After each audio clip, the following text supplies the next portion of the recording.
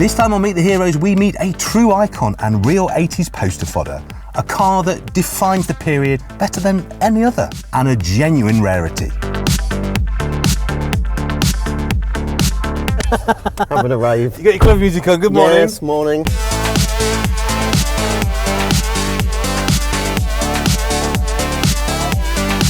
So we're off to see Sasso today. Sasso, indeed. They've got a proper 80s icon, a proper Meet Your Hero car. We're looking at the Ferrari 328 GTB.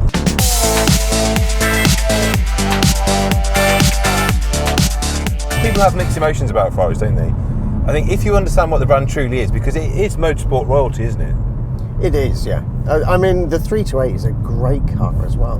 And I think because it's a bit older, people aren't, they may not hate on you quite so much because it is an older Ferrari and it's a classic.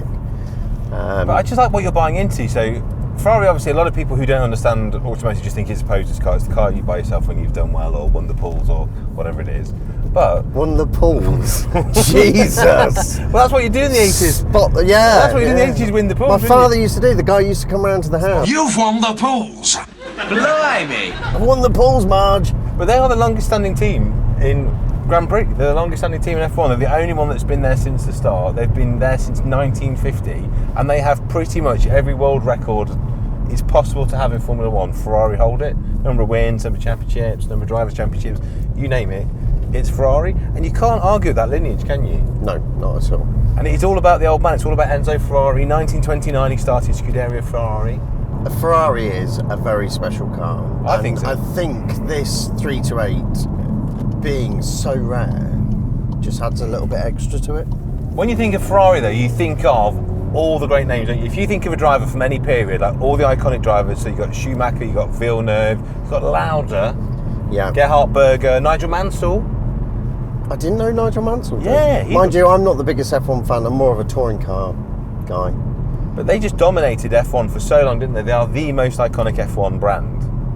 Yeah, with the Tifosi, the most passionate supporters and followers. That's what I like about Ferrari. Whether you love them or hate them, you can't deny there's a passion behind what they do. And I love the fact their first cars were basically just built to fund their racing program. Yes. That was the old man's passion, wasn't it? He wanted to go racing, and basically he created the road car program to fund the racing car program. And it was done the reverse way around, because most people go racing to market their road cars. He did it completely the other way around. One at the racecourse and then made road cars. Yeah, I just think it's absolutely fabulous. And I've never owned one because I've always had this interpretation that Italian cars are going to be expensive and difficult to own and tricky and pricey and all that kind of stuff. But you get a good one, you look after it.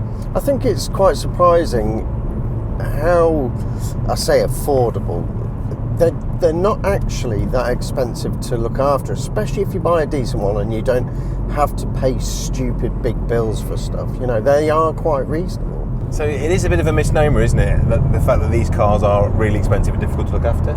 I think we should buy one.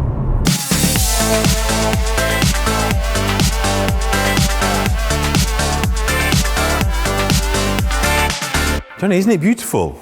80s icon. It is. Well, this was actually launched in 1985 at the same show, the Frankfurt Salon, which I think is where you have your hair done, with the Mondial. But which would you rather have? Because this, to me, is Ferrari perfection in terms of how it looks, how it drives. But the Mondial is almost for people that can't decide, isn't it? It's like people who've got two kids. Yeah, there is that. Mondials, a lot of people were a bit harsh on those, weren't they? I actually really like them. I like them. Had one. Yeah. Some really cool styling cues, boomerang rear window, things like that. Yeah.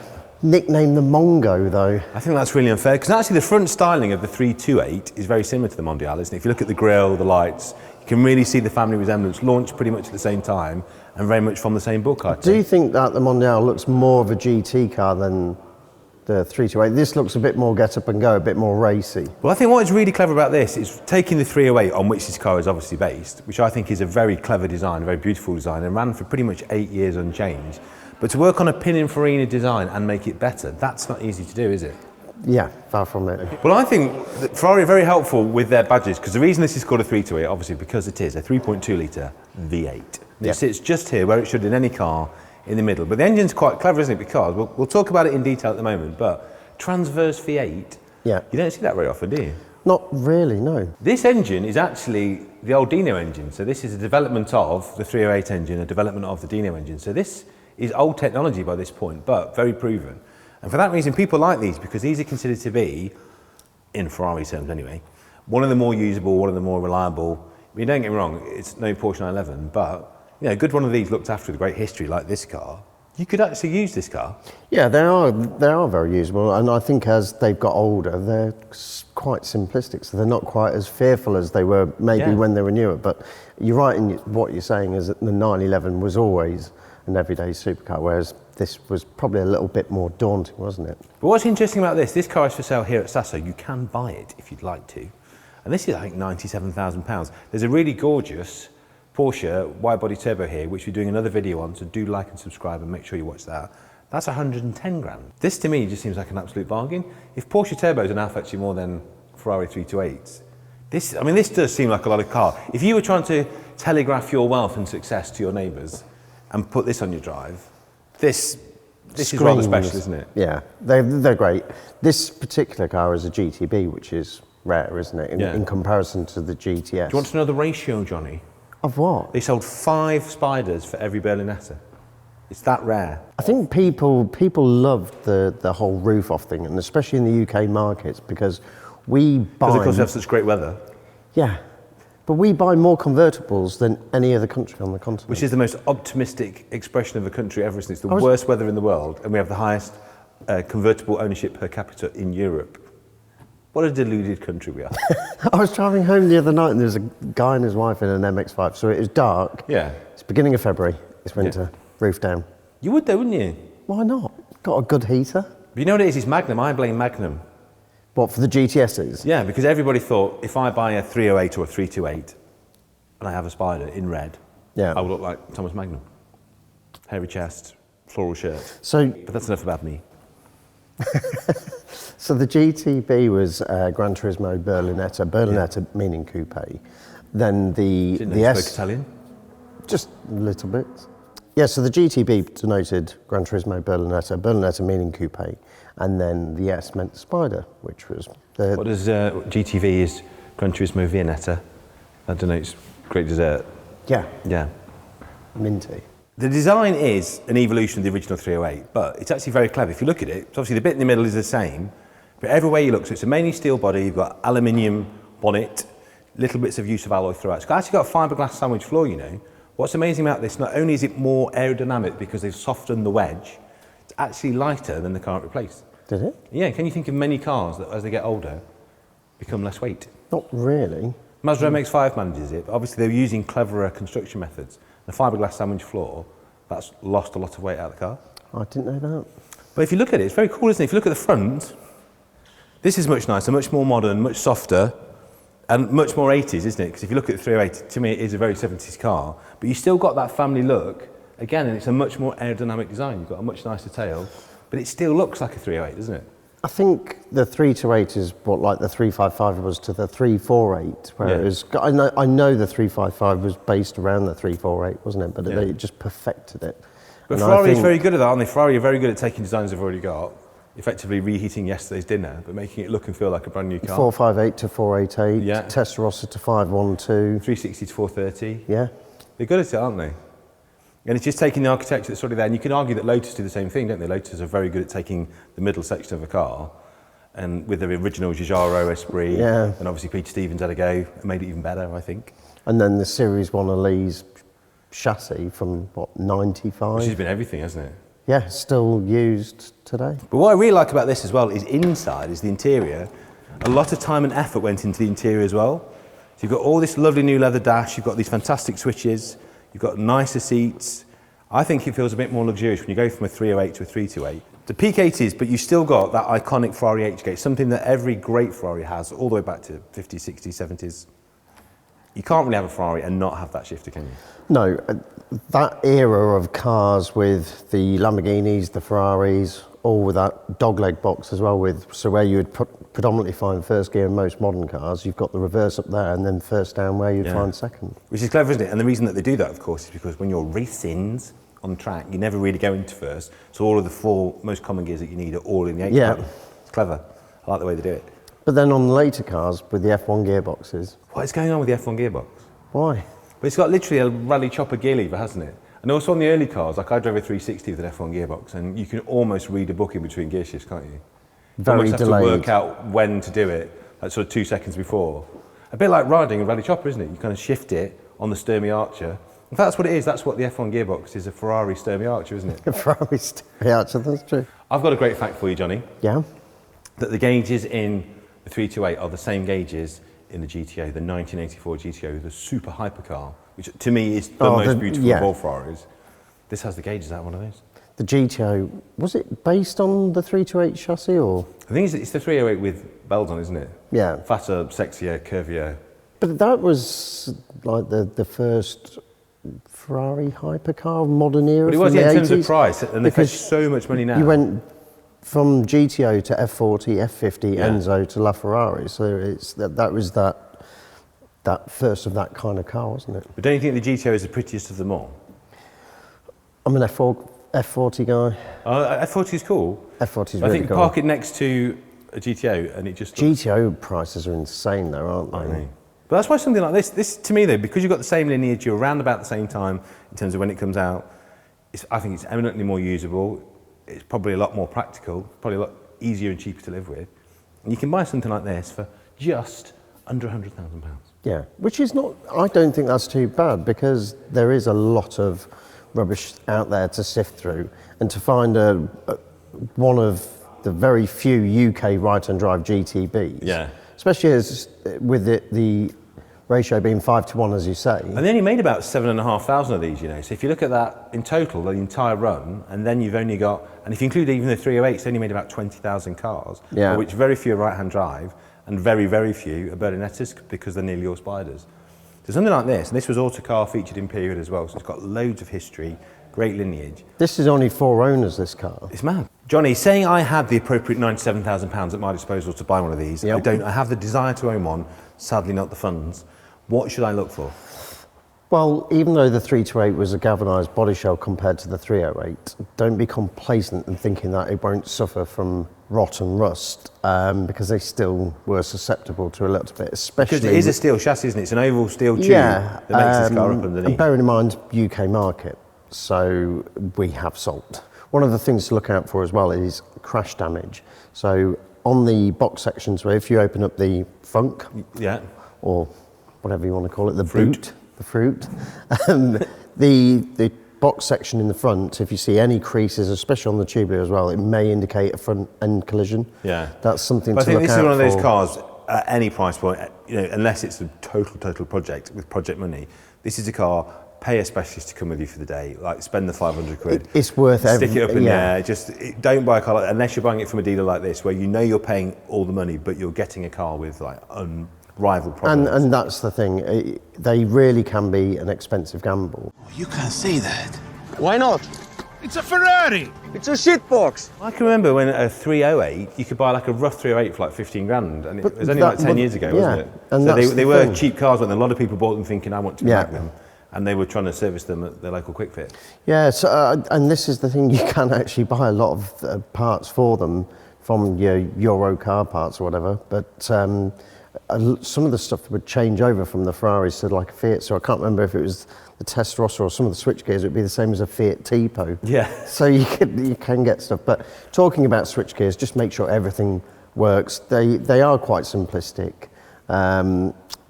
One of the things that 308s and 328s suffer with is slow windows, but that's just purely like oiling a mechanism, unless they're not working all together.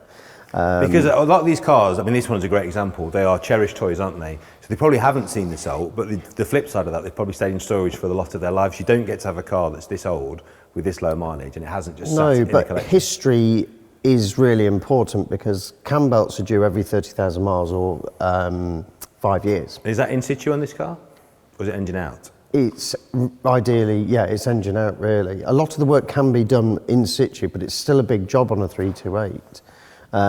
Also, valve clearances need doing every 15,000 miles. So you just need to make sure that it has had maintenance. Or if you're buying one and it's due a belt or it's due valve clearances and there's nothing documented, at least haggle or, haggle for the service at least. Yeah. I mean, I've used Jeff at Shieldtech for years, He's just down at Loughborough. But he's worked on these for years. So if you're better off taking, as you say, a specialist like that, or having the car transported to them for them because a genuine vendor won't mind if you're paying all the bills. I've never known a genuine vendor, either if you bring an expert with you or if you pay for the car to be taken away. Yeah. Because then you know what's happening, and also they do too, because if they want the car to be sold and bearing in mind, Jeff's been doing it for 30, 40 years, and if you don't have a Ferrari and you're unaware of ShieldTech, then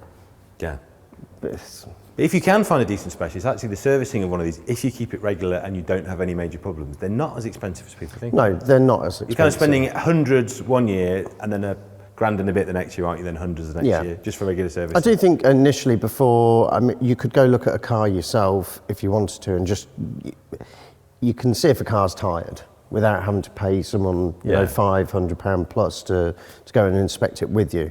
Because that's typically what most inspections are. But I mean, I've never not done that and not had my £500 back off the car, because an expert will find, I know a little bit about a lot of cars. But when you take a marque expert with you, they know everything about the car you're looking at, and they'll always find things that I don't know or have missed. And in engine bays where it's a little bit more compact, you need to be looking for leaking from cam covers and the gaskets and stuff. So, and also look, easier said than done, cracked manifolds on something like this, because that could be quite expensive. If they're running rough, then it could be something as simple as a coil pack, but once again, it's best to get the car inspected before you find yourself buying a pup. And also, there's an interesting thing on early versions of this as well. Most of them will have been changed by now, but where the oil line goes from basically the feed into the block itself, and as the engine moves, that oil line's very tight. What can happen is actually pull the whole oil line out or stress the line, which can cause engine problems. And actually, the fix is, believe it or not, if it hasn't been done already, swap them over. Oh, really? Swap the top for the bottom, and then it just completely sorts it. How's that? Just weird, isn't it? Just because it's Italian. There you go. Now, the other thing I like about this particular car as well, so all 328s are good news, I think, but this one is 1988. And do you know what is important in Ferrari world about 1988? No. It's the year that Enzo Ferrari sadly passed away. So a lot of people bought a Ferrari in 1988 because they felt that was a great tribute to the great man himself. So as a collector, if you buy an 88 Ferrari, that's got that kind of whole, the last car that Enzo would have seen. Now, Enzo may have walked down the line and seen this car being built. Could have happened. Of course, every car after, it's not quite the same magic, is it? This car also, being an 88, I think this is the perfect spec. I know ABS braking is great for safety, but the problem is on the ABS cars, the 328s, they have the convex wheel, where the early non-ABS cars like this have the concave wheel, which I think is much, much prettier. Yeah. They've got a much nicer spoke profile to it. So this car, for me, has absolutely everything, because it's a non-ABS car, which is also less to go wrong. You get the much nicer wheel. It's 88, which is a good investment year. It's the coupe, not the Spider, which again is rarer, and therefore I think cooler. And just in absolutely lovely condition. Yeah, and you don't have a leaky roof, which you can do with the GTSs, because constantly on and off with the roofs, the seals go on them as well. It's true, and also, although the Spider is a very, very stiff car, it cannot be as stiff as the coupe, can it? It can't be stiff as the Berlinetta. But then both work, don't they? Because both are super cool. This is it for me, though. I think this would do it, particularly in this colour as well. Shall we have a look at the engine? Yeah.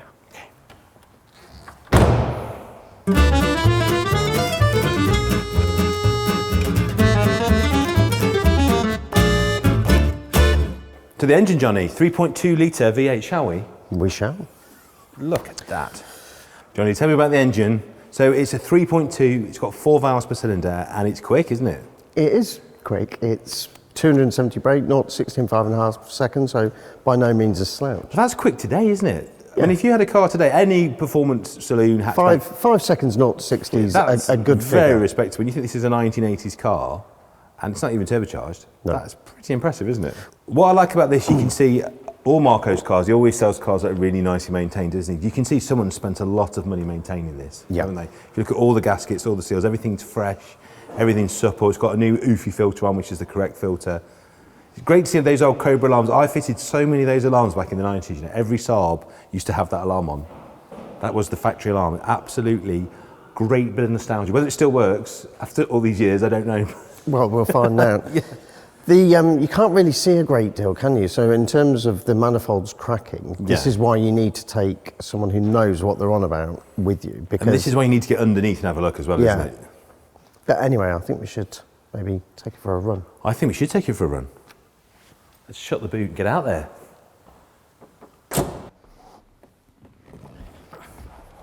We'll slide very gracefully into an Italian sports car, so we don't scuff the door jambs.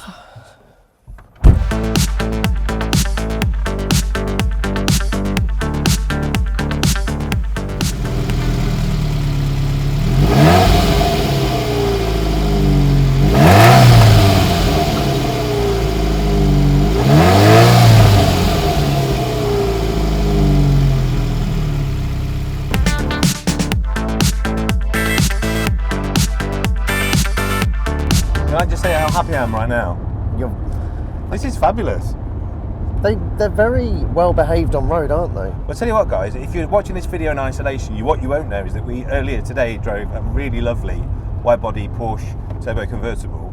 So I'm driving this back to back, and I have to say, I think this is even nicer on the road. This is better than the Porsche. It is, isn't it? Yeah. And what's crazy, this car is actually £10,000 cheaper than the Porsche. I think it has more road presence. I think it has way more I'm going to treat myself factor to it. And you know how much I love Porsches. I've got a 911. But I think, I'd rather have this. I don't really fit in it, if I'm honest. It's just fabulous, isn't it? You know, they say don't meet your heroes. That's what this whole show is about, isn't it? It's about cars that you thought you wanted when you were little or growing up, and they were on your bedroom wall, or you read Autocar magazine, which this car was actually tested in period, actually, which is absolutely amazing. And you thought you wanted them, and then you get to drive when you're older and you could potentially afford them. I'm not saying that I can, unless I was heavily financed. I'm actually shocked that you're that happy with this car. You'd rather have this over the 930 Turbo. But don't you think this is achingly beautiful, though? There isn't a bad line on this car, is there? No. And also, we should talk about the cars in films. This was in Beverly Hills Cop. Beverly Hills Cop, yeah. When he goes deep undercover. I'm undercover now, but now I'm going deep undercover. I'm undercover deep now. This is deep. I'm going deeper. Just make sure nothing happens to that Ferrari. That's a $50,000 automobile, you know. Well, that was kind of the thing, wasn't it? Ferraris in films, whenever the director wanted to sort of portray sportiness or excess or success in the 80s, you put them in a 308 or a 328, didn't you? That's kind of the go-to, generally in red as well. But it's actually, it rides these little country lanes really well, doesn't it? The suspension's not hard at all, is it? It's very simple. And I wonder if that's really what you're getting with an 80s supercar. In fact, again, it's that kind of whole sort of back road usability, because this is not a fast car, really. It's not even as fast as, a homologation Japanese car, which would waste it on any of these roads. But what this car, I think, is perfect for exactly what we're doing. A nice dry day, you get it out the garage, you do 30, 40 miles on a lovely country back lane like this, and then you stop at a pub with your mate, you have a little glass of lemonade and a pork pie, drive another 30 miles, go home, give it a clean, put it away. Life would be very good, wouldn't it? It would be if you did that. If you could do a lot of miles in this. And here's the other thing, I've got completely the wrong shoes on today. I'm 6'4", I've got the longest legs in the world, and I fit in this car. When you're looking at buying a 328, one of the things that you must look out for is cars not going into gear very easily. Is that just a linkage adjustment though? It can be damaged synchros. Ultimately, you need to get the gearbox up to temperature, and then if it's still doing it, once you've been driving for half an hour or more, then you need to be looking at possible gearbox issues with, as I say, the synchros. That engine sounds so fabulous. And there is a magic, isn't there, to having an engine right behind you, because that's all you can hear. Yeah, the V8. And when it's warmed up, we'll give it a little bit of a tootle. All right. What a sound. Oh mate, this is wonderful. What an utterly fabulous car. It's just the balance though, Johnny, isn't it? You're the one driving it, I'm jealous. You can feel it from there though, can't you? It's just absolutely so lovely. Composed on the back roads. It really is, but doesn't it ride so beautifully? So it's Cody dampers on this as well, isn't it? And they're absolutely spot on for a British country back road. See it? What a fabulous noise. You know what that is? That's the Italian national anthem, that's what that is. Good old V8. What a great noise.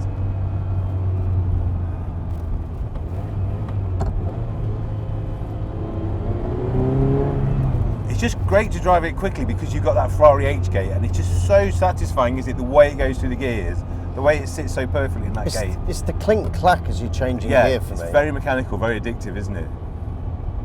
We've had a really good time at Sasso. They've got some incredible cars. I think that's one thing we should say on this film, isn't it, really? That if you are looking for anything nice, go onto the Sasso Automotive website. The way Marco and his family prepare those cars, they are absolutely spot on. If you're looking for something, he never is the cheapest, but I think when you get to that point in your life where you're just looking for the best one, you don't want to spend any money on it. Yeah. The level of prep he goes through on all these cars, I have to say, is exemplary. And he's just a nice guy, so I'd like to spend some money with him.